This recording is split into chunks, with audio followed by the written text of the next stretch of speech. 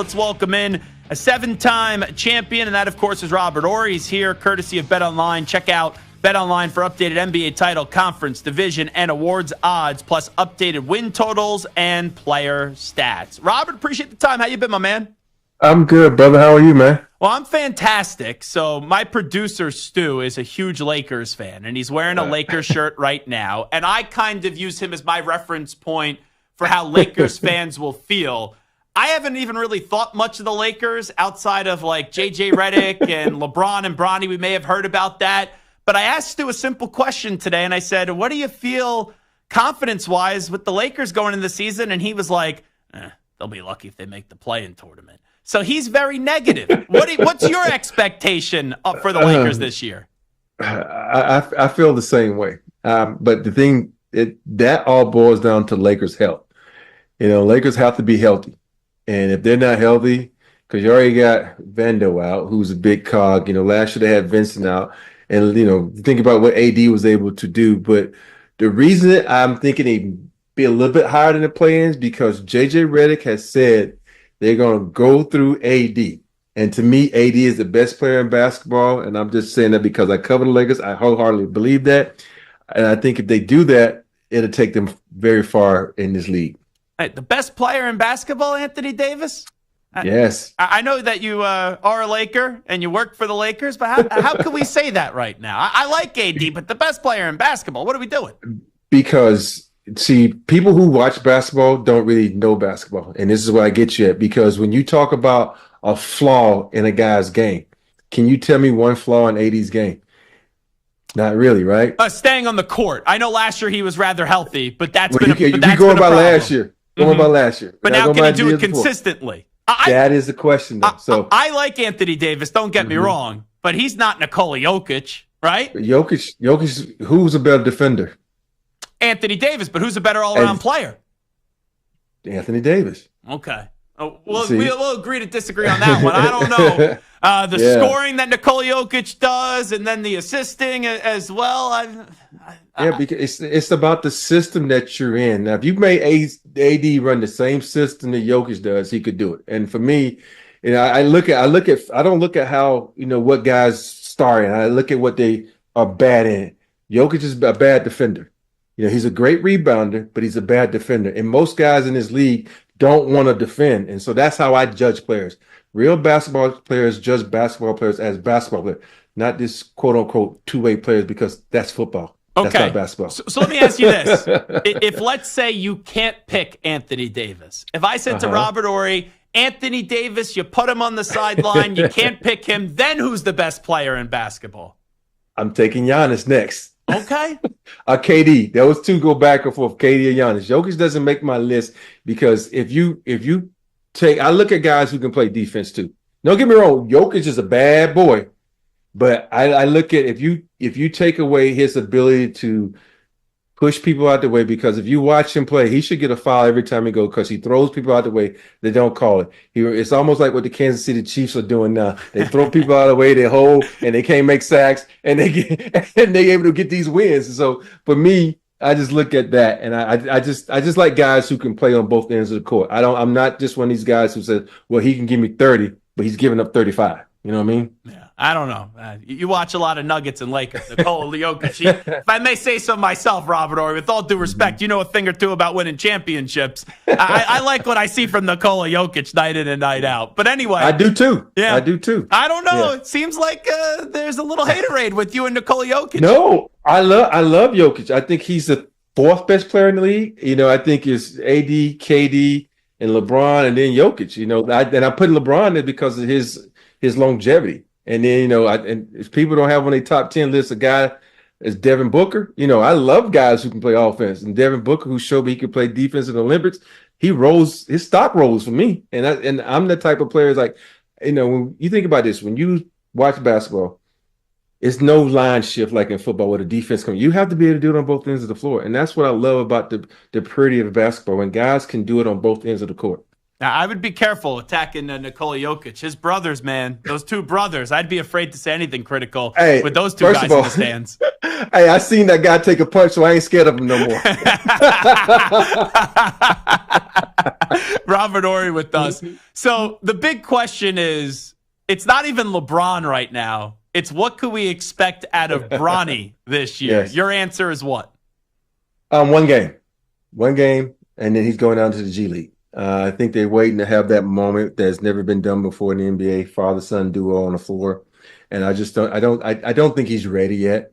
And you look at where he connect to shine. You look at the Gabe Vincent. So many guys are on that bench that need to play before him. So that's just how it is. It's not the fact that he can't play. It's just that people in front of him are better. When you say one game, you mean just tonight and then he has to work his way back up, or you think one game for the entire season? I just think for the sense of they need to get it out the way. Get it out the way early. It's a national televised game. It's the first game of the year. Make it happen tonight. And so we can get it out of the way, and then you can go on about the business of basketball, because you think about it, Lakers they got it tough this year. So many teams around them got better, and they kind of stayed put. And so they need to get wins early, so they don't be in a position of how they were each and every year of being in the play-in game. They're too old for that. Well, let me ask you this. I think from a father standpoint, if you're looking out for the best interest of your son, yeah, it makes sense what you're saying. But will the ego of LeBron allow him to have his son get sent down to the G League, in your opinion? Well, he has no choice. At the end of the day, you might have an ego. This is one thing I tell coaches and players. You never set up a player to fail. You never put him in a position to fail, right? And if you put him in the game and depending on him, you put him in a position to fail because he's not ready. He's athletic as heck, but he's not ready. And plus, that's a disservice to everybody in this league who fought so hard to get to the point now. And then all of a sudden, you get pushed back just because the father of this kid is one of the best players to ever do it. And so he says, play my son. And I think at the end of the day, LeBron he's not going to pull that card. He wants to win. He wants his legacy to be added on with more championships. Talking to Robert Horry right now. Who do you think the team is to beat out west? Just in the West right now, who would it be?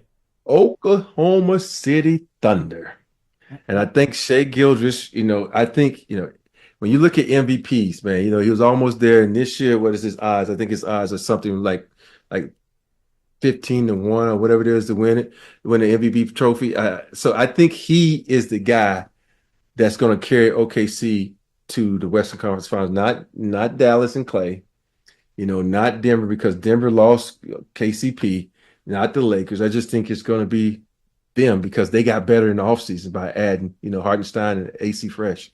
Who do you think won the trade between the Knicks and the Timberwolves, by the way, that saw Julius Randle and Dante DiVincenzo go to Minnesota and then Cat come on over to the Knicks? See, I'm a big Cat fan, and and I love Julius Randle too. But I just think overall, I think the Knicks needed some size, and they got some size in Cat. I know a lot of people be hating on Cat because of whatever it may be, and I think Julius Randle is a hell of a player. But I just think there's certain fits that certain organizations need to get better. I think the fit of a guy with 6'11" can one of the best three-pointer shooting bigs you ever seen. I just think the fit there is so much better than the fit of Minnesota, because to me, Julius Randle and Ant-Man are kind of the same players. Even though I'm not saying that Ant-Man is way more talented, but they do the same thing, is what I mean by that. Wrap it up with Robert Horry. We'll talk more about BetOnline in just a second. When you get into the East, we know the Celtics are the defending champs. They're the team to beat. Milwaukee, the Knicks, the Sixers already started their season without Paul George and Joel Embiid, which I think is going to be just an entire storyline throughout the year. But out of those teams, Milwaukee, the Knicks, and the Sixers, who do you trust the most, in your opinion? Well, I'm not trusting the Knicks right now, just because they're a new team with Bridges and Cat. That chemistry got to be formed. So I'm gonna have to go with the Greek Freak. I'm gonna have to go with Milwaukee, because you think about you got Dame Lillard, one of the best clutch performers of all time, and you got, of course, the Freak. And what he can do for that team. And I'm really interested to see how Doc Rivers can get his system implemented in the first full season and see what he can do with that squad, because The funny part, you heard Giannis. He heard what he said. He said if he don't win now, he might get traded, and that's a definitely shout out to his organization. Well, I want to win now, not later. But you know what? It's like the kid who cries wolf. I feel like this guy says he's going to get traded every year. I'm going to leave. They could get rid of me, and he keeps on signing contracts. I know he won a championship a few years ago. But I kind of roll my eyes when I hear Giannis say that now, Robert. Hey, that championship was so long ago, we don't even know what year it was. Yeah, maybe for you, someone that wins all these championships, but for the average sports fan, come on, it's not that long ago. I'm kidding, man. Yeah, I'm kidding. But, and for me, I think, I think Giannis is, I think the biggest mistake they ever made was getting rid of Holiday. So many people don't understand the importance of a locker room guy, the importance of a guy who's not, who approaches the game unselfishly and it doesn't care about himself. And I think that was such a big, letdown for them. Even though you got Dame is not the same defender. That's one of the things that you got to look at in this league because you got to be able to lock someone down at the end of the game. But they're going to have to make some moves over there if they don't win it this year because you fire the coach out the 5 seconds. You got Damian Lillard. And it's like, and let's be honest, if he doesn't win this year, they're going to have to blow that team up. How about that? One last thing for you, Robert Horry. When I get to Victor Wembanyama, what is the expectations this year for Wemby? Bigger and better things. And what I mean by that is he has Chris Paul on his team now. And Chris Paul is the type of player that said, hey, this is the pecking order. You A, B, C, and D. Giannis played a lot of guys last year that was fighting for fighting for pecking order when they didn't know, hey, everything goes to Wemby. And I think now with Chris Paul that he's going to settle him down. He's going to put him in a position to succeed. He's going to say, okay, you're killing him on the outside. Let's shoot jumpers. You kill him on the inside. Let's go inside because you need leadership like that. And I don't think that he's had that leadership last season. And I think he's going to be damn good for them. But will they make the playoffs? I don't think so. Robert Horry right now is here courtesy of BetOnline. Check out BetOnline for updated NBA title, conference, division, and awards odds, plus updated win totals and player stats. And we know Robert Horry is not going to be placing any bets on Nikola Jokic is what I took away from this conversation. No, I'm not, well, you can because they lost KCP, so they won't win it this year. And we see how Murray had a great Olympics.